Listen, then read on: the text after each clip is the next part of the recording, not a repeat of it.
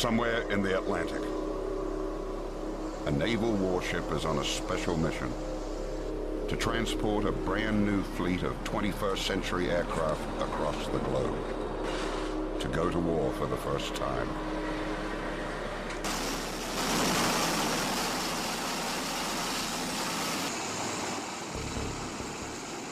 They have brought a new, different, and mysterious weapon,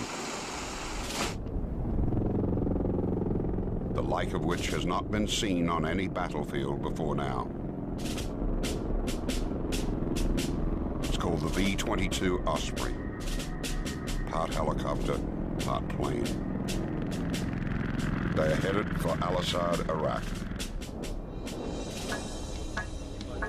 Transition across the Gulf is approved. Landing at Skid Row via pilots on wrist, winds 2804.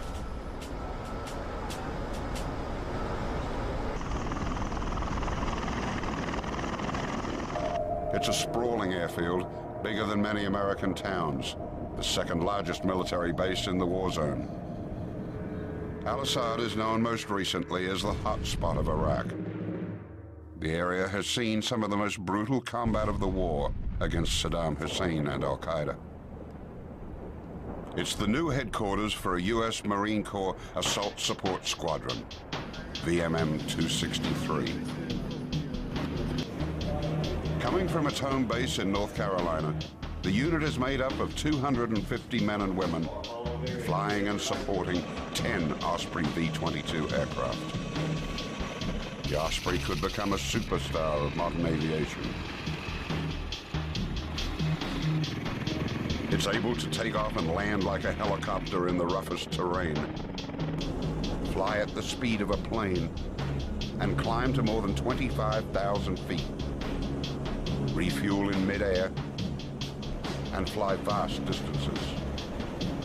Lieutenant Colonel Paul Joseph Rock, Jr. is the commander of the squadron. The Osprey's arrival here is a personal milestone. He has been a Marine Corps pilot since 1990 and remembers a time when the Osprey was little more than a dream. And for a long time, the V-22 was probably categorized as an urban myth. It was out there somewhere, somebody was working on it. You knew somebody who knew somebody who had seen one once. Seeing it was like seeing Elvis or Bigfoot. Rock started as a test pilot for the Osprey in 1997 and has been flying it ever since. He thinks the Osprey is made to order for the war in Iraq. From the standpoint of taking it to the bad guy, you got a lot more options.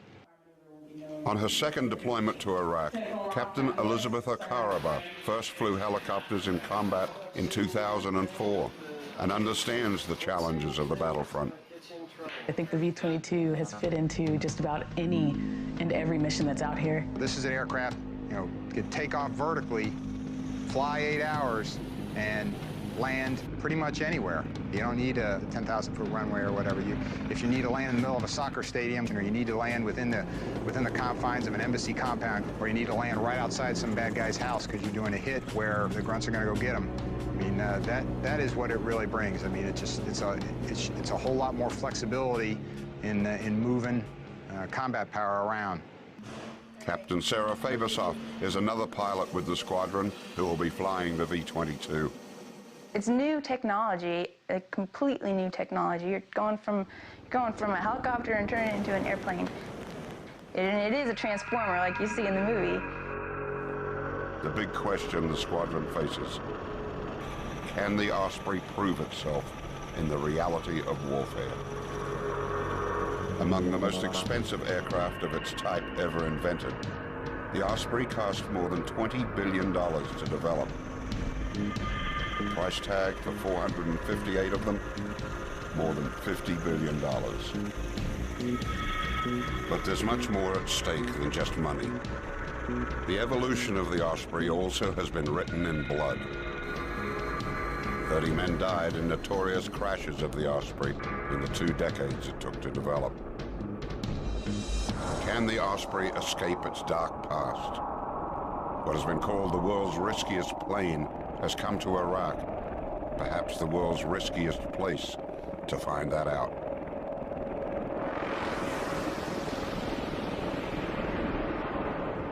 when you're trying to advance, when you're trying to do something revolutionary and bring a tremendous capability like that, it's not without pitfalls and risks. Yeah, this is an aircraft that's had an extended developmental history, and it is a revolutionary technology, and it's different, and it scares people. The squadron's assistant operations officer, Major Wes Spade, is on his second tour in Iraq. The Ospreys have been at the Al-Assad base for 4 weeks, and Spade is coordinating plans to take infantry troops into combat. But he has to face concerns the ground forces have about the aircraft. We realize this is a new platform. This is a new capability. There will be some growing pains. There will be some anxieties. The nacelles will always be up, right? So, we want to make everyone aware of the capability, but we're not, certainly don't want to force it on anyone. So Spade must tackle things one step at a time. We wanted to get daily operations in and around, our base and the airfield. That was our first priority. And the best way to do that is just provide general support to Marines, sailors, soldiers, basic logistics movement, movement of personnel and gear from one forward operating base to another, airfields in and around from our home base at Al-Assad all the way to the furthest reaches of Iraq out to the west, and then into areas like Baghdad. Certainly we've shown to be very capable of doing that. But despite these achievements, there is still a reluctance to actually send the Osprey on a tactical mission. It's just that we don't have our established role yet. We knew coming in, we could think we're going to do certain things, and we prepared to do certain things, but you never really know what exactly you're going to do until people start asking you to use it. The job is find out, because you support the infantry, the ground combat element, what do they want? How do you get them what they want? The most difficult thing about being an Osprey pilot or in the Osprey community is having to reestablish ourselves, to fight just to be accepted as a part of the team is very difficult.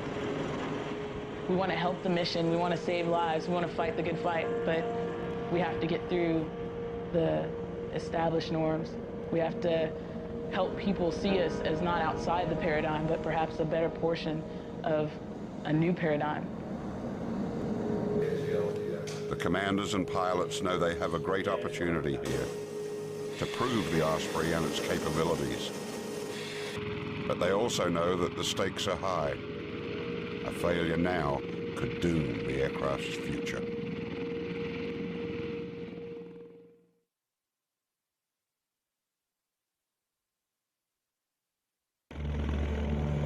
A Marine Corps aviation squadron is putting the world's newest aircraft to the ultimate test in the brutal sands of Iraq.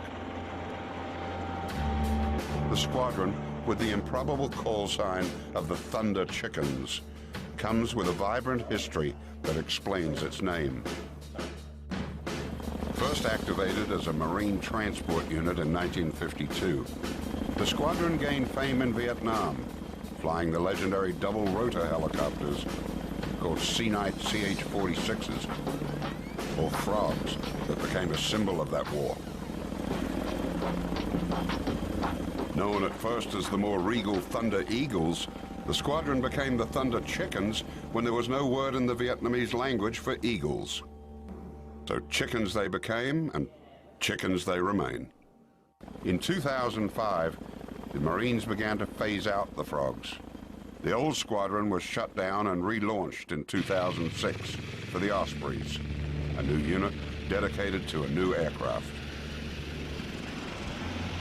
There's something called a plank owner, which is a tradition in both the Navy and Marine Corps, that if you are part of a new squadron or a new unit standing up, you're called a plank owner. And if you look at all the Marines here at VMM 263, we're all plank owners, meaning we started the squadron together as VMM 263. And the squadron sergeant major says they knew what they were getting into. The time and service of the majority of Marines in my squadron are post 9/11. They joined the United States Marine Corps knowing that the odds was in the favor of them coming to Iraq or Afghanistan. The leader of the maintenance crew has 3 decades as a Marine, but many on his team were not even born when the Osprey was first tested. Yet they are helping to keep aircraft that cost $70 million each in the sky. The board that shows the status of the aircraft remains control. A lot of people, they walk out at night and there's, we have 10 aircraft and there's 4 or 5 red arrows, meaning down aircraft that can't fly. And they walk in the next morning and there's 10 green or blue arrows, means they can fly. And to them, it's just a magic transformation. They forget that there's, 80 or 90 human beings out there, whether it's hot, whether it's cold, whether it's raining, whether they have a hangar, whether or not, those planes are going to get fixed that night. And those are those 18, 19, 20, 21-year-olds out there that they're out there fixing an aircraft that you're going to put 24 Marines in and fly them into a hot LZ. They may be young, but they're not just maintenance men. They've actually made changes in how the aircraft is put together. And when we got this, there was a lot of things that they actually took our word for it, looked at it, evaluated it, changed it, and they started seeing the logic of it and why we came up with those ideas. To actually realize that something you saw that you were like, hey, that could be better, and you say that and they actually do it. Some of that actually, it turned out pretty cool. My father's exact words is that I'll be a part of history. I'll be able to work on something that's going to revolutionize the Marine Corps and the way we do things. It's a job they take very seriously. A lot of us sit there and joke that every time one of these birds go up, it's running off of our own blood, sweat, and tears, and that's exactly how it is. We've been on it, for most of us, for quite a few years, and we worked on it so hard that this is our family, and these are our children, and it was probably the proudest moment of my life, seeing it land on this flight line out here in Iraq. But these youngsters also have some high-powered veterans they can turn to. Jerry Greer and John Allen are 2 of the 14 engineers and mechanics assigned to the squadron from the company that invented, devised, and manufactured the Osprey. With a chance to take a new aircraft into combat for the first time and to prove what this aircraft can do was something I didn't want to miss. Everybody always jokes that Jerry invented the V-22. He's been around it since '88. And Jerry is still excited about the Osprey. It's got stuff in it that's never been done on any other aircraft. I don't know, I think it's pretty cool. It's definitely different. I mean, just even coming here, people see the airplane and they just do not know what they're looking at. So yeah, the gee-whiz factor is fairly high. By design, the Osprey lives up to its reputation as both a helicopter and a plane. What are rotors on takeoff become airplane props in the air. Basically, is it an airplane? Is it a helicopter? It is both and neither.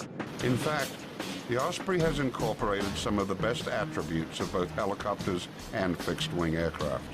Its greatest strength is speed, which is more like an airplane's than a helicopter's. While the world's fastest helicopter has reached a speed of 249 miles per hour, the Osprey can top it at 360 miles per hour, with a cruising speed of 317. Like a first-class race car, the Osprey's horsepower is awesome. Each of its 2 engines puts out 6,100 horsepower, almost double the power of most helicopters. Another advantage, the Osprey can fly more than 1,000 miles without refueling. In combat, that means the Osprey can safely fly a radius of 430 miles from its base. For the commanding general of Al-Assad, that puts his entire region within reach. It opens greater options for you from, say, Al-Assad and cover the entire battle space in 30 minutes. The Osprey can reach heights unimagined in the best helicopters, up to 26,000 feet. And it can get to that ceiling at almost 12 meters per second. The Osprey's speed and altitude make it a difficult, elusive target, with flares that increase its survivability against heat-seeking missiles. It's also manufactured with carbon fiber, a futuristic, high-tech layered material that is as strong as steel and able to absorb ballistic damage and limit its spread from the point of impact. For self-defense, the Osprey is outfitted with one weapon, a .30 machine gun mounted on the plane's loading ramp, which faces backwards. Plans are in the works to add a forward-facing 3-barrel Gatling gun in the near future. The technical wizardry that makes the Osprey both a plane and a helicopter is contained in huge devices known as nacelles, pieces of equipment that sit like pods on the wings outside the plane and just behind the cockpit. The nacelles are what move the blades back and forth into different positions, up as a helicopter, down as a plane. As far as the nacelles themselves rolling up and down, there's a giant screw run by a hydraulic motor. Once again, electronically controlled from the cockpit. Wherever they request them, the screw turns and moves the nacelles up and down. What is perhaps most stunning is that the pilot does it all with the touch of a button, a very tiny button, no bigger than a quarter, that moves the 7,000-pound nacelles that change the Osprey from a helicopter into a plane and back again. The button is known as a thumb wheel. This 7,000+ pound nacelle with a 38-foot diameter rotor system is completely controlled by a thumb wheel. Your hand rests on the thrust control lever, just kind of like that, and your thumb naturally falls on a thumb wheel. It's an extraordinarily powerful control surface, all controlled via this tiny little button. Kind of a standing joke that we have when guys, pilots are wrestling around, you know, we always protect our left thumb, because if that goes down, then, you know, then the pilot's hard down. In the practiced hands of Marine Squadron VMM 263, the Osprey now stands poised for duty in the desert sands of Iraq. More than 20 years ago, in another desert not far away, the idea for the Osprey was born. In 1979, more than 3,000 extremist students in Iran seized the U.S. Embassy. Then President Jimmy Carter ordered a mission to rescue 66 hostages. Planning for this rescue effort began shortly after our embassy was seized. But the mission was a disaster, ending in aircraft crashing in southern Iran at a remote location codenamed Desert One. To my deep regret, 8 of the crewmen of the 2 aircraft were killed. That disaster led to demands to develop a new type of aircraft that could not only take off and land vertically, but also could carry combat troops and do so at speed. By 1982, a partnership of Bell Helicopter and Boeing had won a U.S. government contract. They had Ospreys on the drawing board and later in testing. The plane first took to the skies on March 19, 1989. But with costs quickly doubling, the Osprey ran into major political opposition. Worse than that, the Osprey also encountered a series of crashes. The first crash occurred in 1991, with all crew members miraculously escaping alive. In 1992, a second crash killed 9 on board, 4 Marines and 5 civilians. But the worst was yet to come. In another 8 years, there would be 2 more crashes, killing 23 Marines. Well, I mean, if you're going to talk tough times, it would probably, at least in my experience, it begin with the mishap in Arizona, in Marana, Arizona, in April 2000. You know, that combined with the mishap later in the year in December of 2000, right there in eastern North Carolina. I mean, both, you know, tremendous tragedies in and of themselves. Both, you know, aircraft were full of friends of mine. A witness to the April crash in Arizona, Rock was flying in formation in one of 4 Ospreys, waiting to go into a landing zone.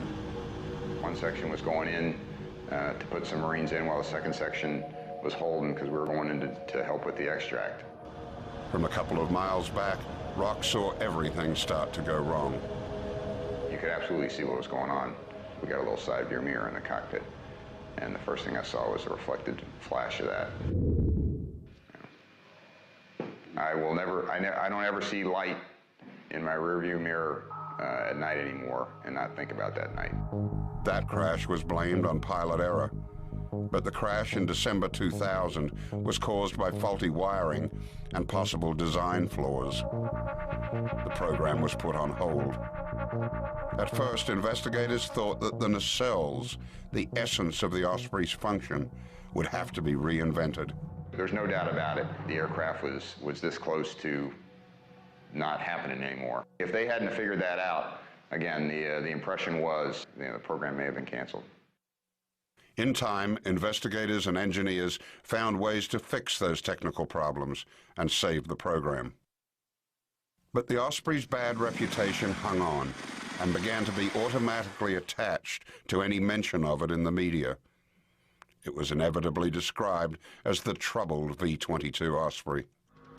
Today, these pilots and crews are now ready to go. After flying and working on the Osprey for 2 years, they want to put the memories of the tragedies behind them. Despite the old track record, they say, the Osprey's day has come. In fact, those whose lives depend on the Osprey are now its strongest defenders. We all have families. I have 3 kids. I have a beautiful wife. None of us have any desire to be flying an aircraft that we think is going to kill us. But as much as the commander and his pilots support the Osprey V-22, can the aircraft survive its naysayers? Those who would judge the plane on its troubled past and not its potential. Even worse, could they cancel the Osprey's future before it even sees combat?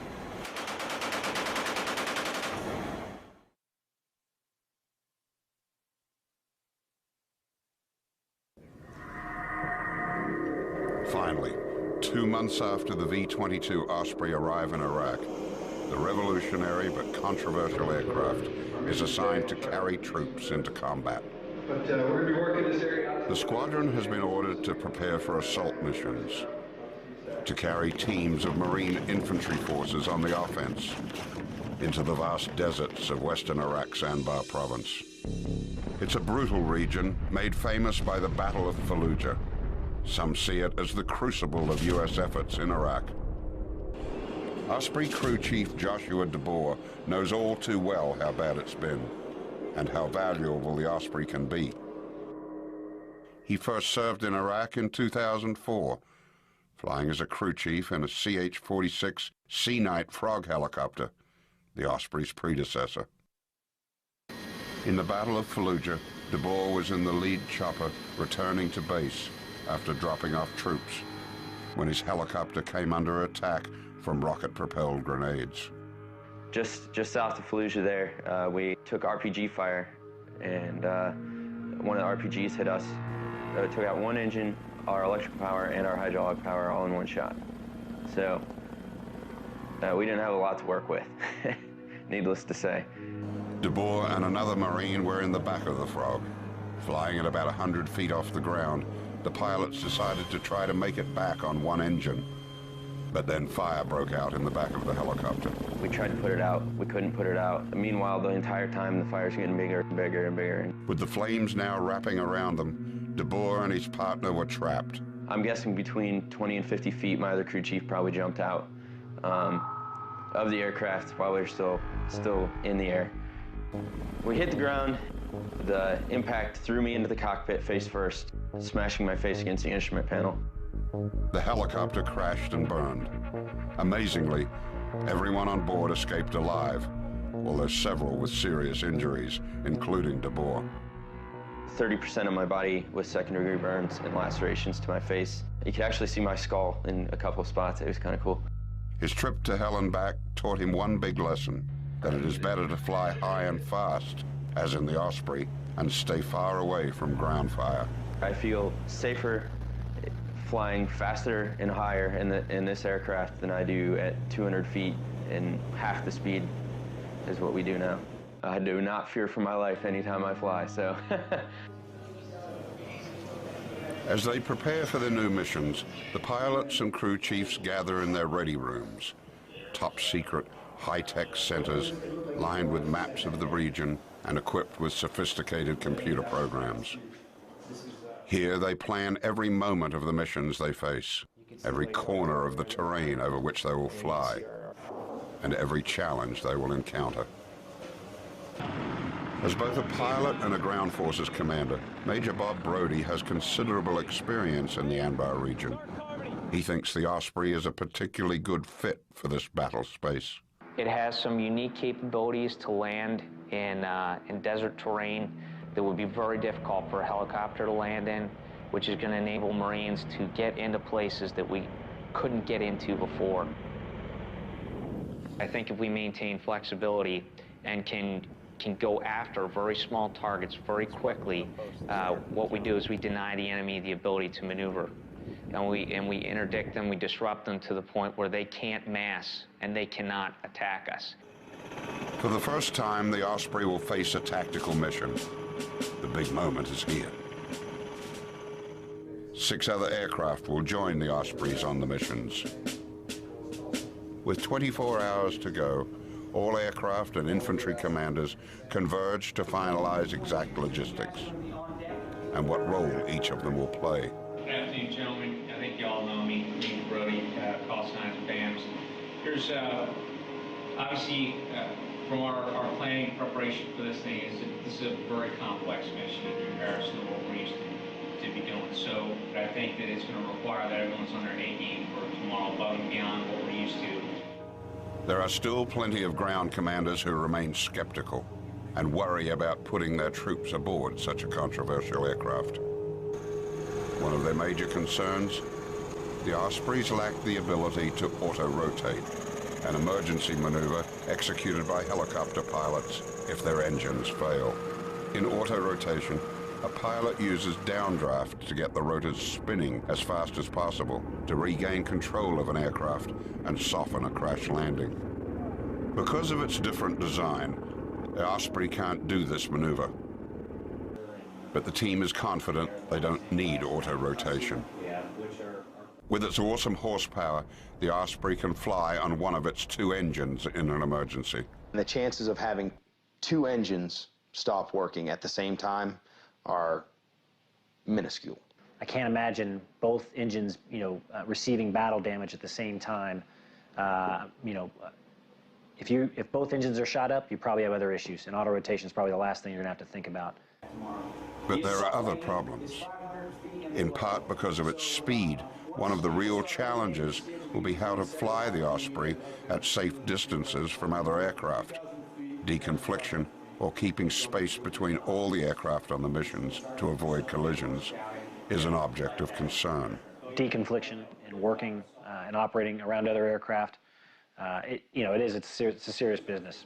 It's honestly a meeting of the minds. It's a roundtable discussion, figuring out where assets need to be, and that is the next step.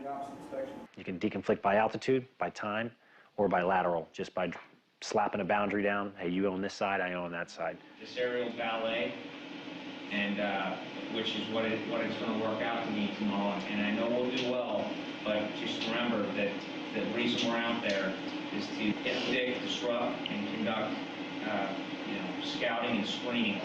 And I think we're going to learn a lot tomorrow out there. The moment of truth is fast approaching. Tensions are high. It has taken decades to get to this point, but the squadron knows the morning will come quickly.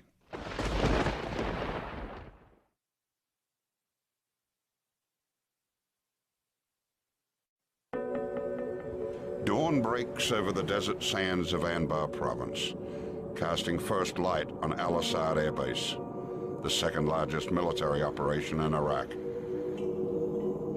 In hangars along a helicopter flight line, members of a squadron known as the Thunder Chickens have been working through the night to ensure that 10 Osprey aircraft are in top shape.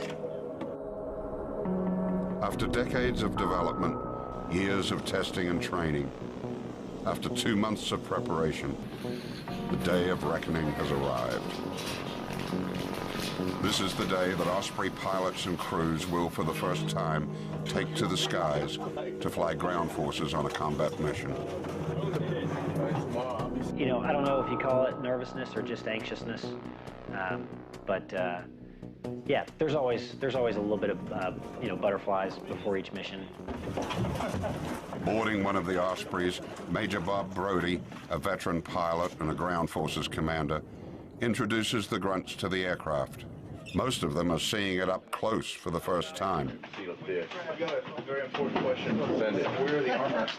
And is there an in-flight manual? Right here. Those of you that have not ridden on this aircraft, it is a sporty ride, and it's much different than from the 53. 53 kind of comes down. When it goes forward, it kind of leans forward.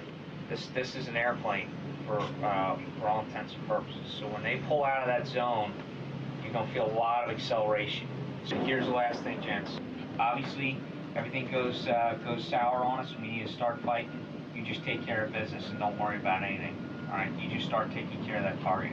This is an aircraft unlike anything they've flown in before. Again, I can't overemphasize the acceleration and deceleration. All right, we're going to accelerate, rather rapidly. So make sure you grab on everything that you've got. Okay, try to strap it in. You guys definitely need to be strapped in, especially guys in the back.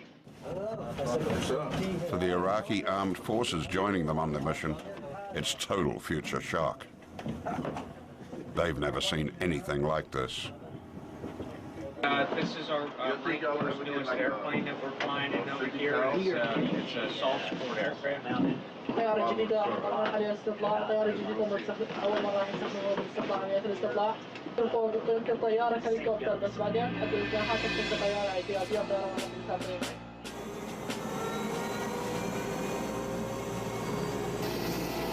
Their first missions will take 2 days of flying.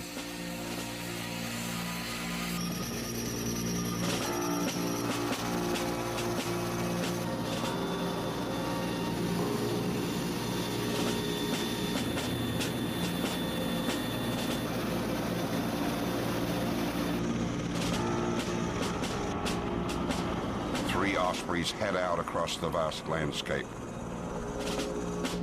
joined by a Huey attack helicopter and a Super Cobra gunship. Their destination is 34 miles to the northeast, an area codenamed RSA. On day one, their target is a village, codenamed Buccaneers. Intelligence reports have determined it is a regular rest stop for insurgents infiltrating Iraq to bolster enemy forces. The Marines need to cut them off at the pass. The Ospreys are flying more than 40 Marines into the village so they can make contact with leaders of the local community and demonstrate a show of strength. They plan to go door to door in search of suspects. But first, they must get there safely. Armed with Hellfire missiles, rockets, and heavy-duty machine guns, the Huey and the Cobra carry the firepower to act as escorts for the mission. As they head to their first destination, the Ospreys fly high to stay out of range of any surface-to-air missiles or rocket launchers until the last moment. The Cobra and the Huey are the first to fly down close to the village, spotting the safest and most efficient landing zone for the Osprey to drop down and unload the troops. On board the low-flying Huey, a door gunner prepares a smoke flare signal, tossing it out of his helicopter to mark the best location for the Ospreys to land. In moments, the Ospreys swoop down, descending first in plane mode, then rotating their nacelles, the equipment that changes them from planes into helicopters, they make the final descent. As they land, the environment fights back. Like any helicopter landing in this desert, the Osprey's giant blades stir up a blizzard of flying sand and dust. It is the type of situation that can turn deadly. It can blind or disorient pilots and the crews guiding them down. But the Osprey has a sophisticated computerized control system that comes to the rescue. For the hover couple, the system links with an onboard global positioning system, or GPS, to automatically read the plane's position and height and help land the aircraft for the pilot. Once safely on the ground, the Osprey pilots have another technical advantage. Thick sand wraps around them and threatens to blind the ground troops as they disembark. The pilots engage the nacelles to blow away the sandstorm.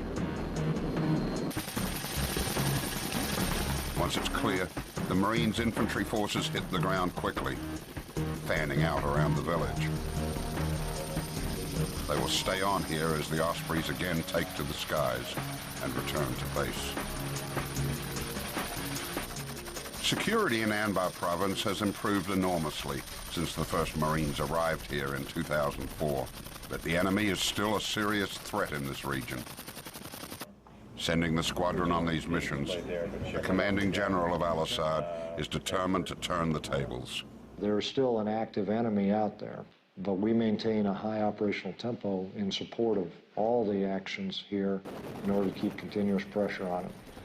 We want Al-Anbar to be a dangerous place for a foreign fighter or for an insurgent. Trying to cover this vast region by ground alone would be impossible. Distances the Osprey can cover in minutes could take hours. And here, the Osprey also outstrips helicopters. The Osprey's strengths, speeds of more than 300 miles an hour and range of more than 1,000 miles without refueling, come into play. It may fly at the speed of a plane, yet it can land at locations no plane can approach. Day 2 of their first ground combat missions begins. They are flying more than 40 infantry troops to the far west of the war zone to scour the border of Iraq and Syria. This is notorious territory. It has been a well-known route for smugglers and bandits for centuries. Today, insurgents are coming this way. This operation includes a small armada of aircraft. Their targets are a multitude of hiding places, visible only from above. Distant side roads, ravines, wadis or dried-up riverbeds, and even small caves. Huey and Cobra pilots flying escort lead the search.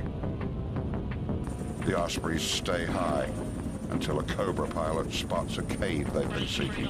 Intelligence reports have indicated this could be a storage location for a cache of weapons and explosives being smuggled across the country.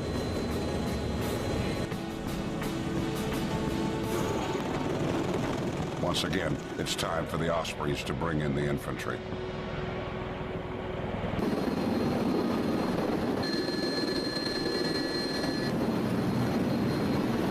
Once again, the troops hit the ground.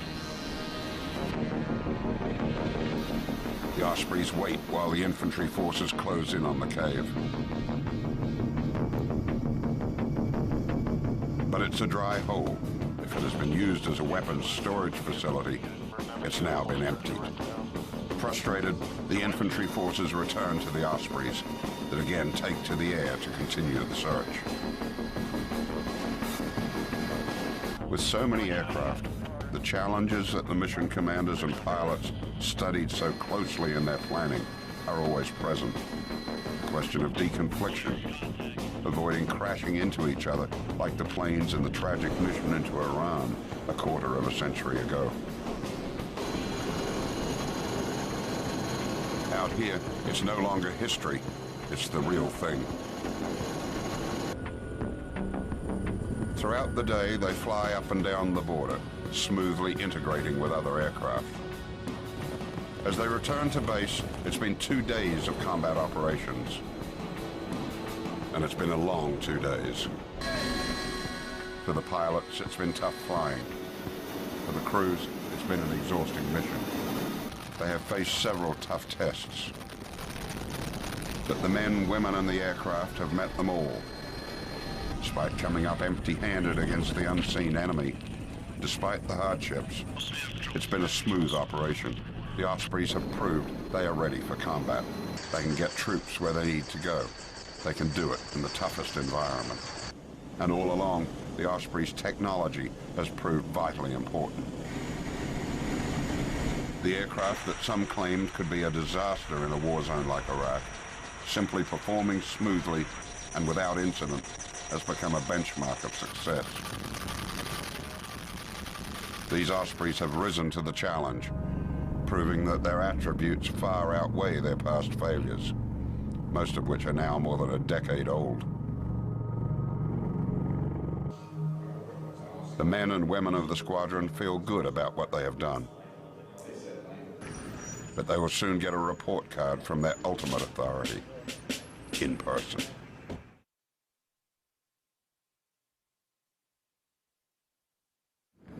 Daily life in Iraq is no day at the beach, but for the squadron known as the Thunder Chickens, it has its moments.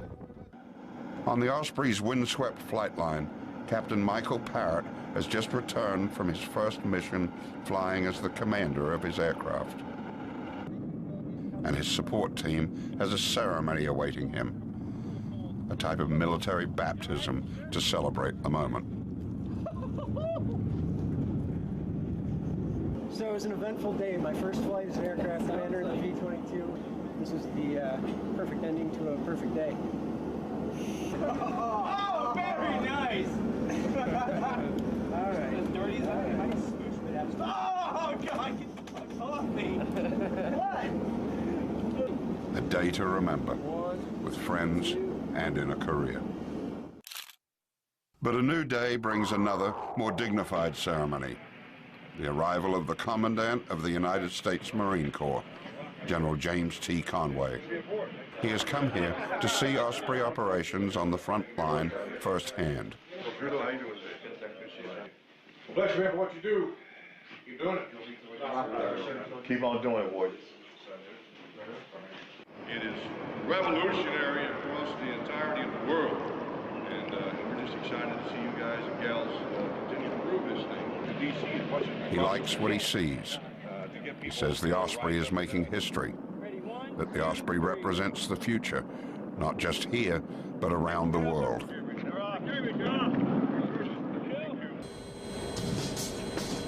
While the aircraft's introduction to the battle zone has been incremental, its advocates say its future is unlimited. It is a superior aircraft that is going to support Marine Corps aviations and take us to places that we don't even know about yet, I don't think. I won't tell you this is the future of the Marine Corps, but the concept, to me, is the future of all aviation. While this feels familiar because some of us have been to Iraq before, all new experiences and all new mission planning. Everything is somewhat new. It has an old flavor and feel to it, but it's all new. That's what these pilots hope for, a new day and a new chance for an aircraft they say deserves both. There's definitely an evolution that the aircraft is going to have to go through in order to be used to its full potential. You know, it's all about just trying to find out how to leverage the capabilities that each one can bring to best effect. Carry more, go faster, go farther. Those are all kind of raw capabilities. You only find out what the aircraft can do when it's stretched by people asking it to do things. I think we're doing the job, and people, as they get more comfortable with us, as they get more interaction with us, as we get integrated, they're falling in love with the airframe.